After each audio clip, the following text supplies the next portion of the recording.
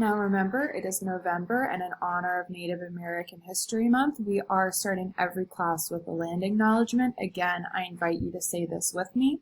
We want to acknowledge that we gather as Joanne Lelek Elementary School on the traditional land of the Natachowtank and the Piscataway, past and present, and honor with gratitude the land itself and the people who have stewarded it throughout the generations.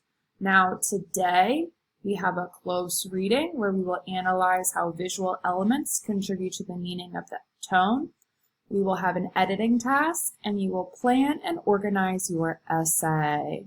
Now, our close reading. Remember, we do everything in class for a purpose. Our purpose for doing this today is to identify how illustrations or pictures help build our understanding of the text.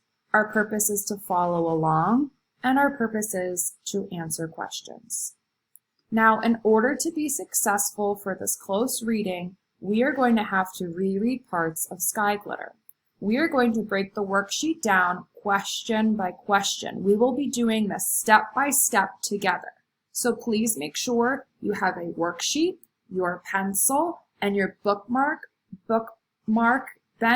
books open to page 13.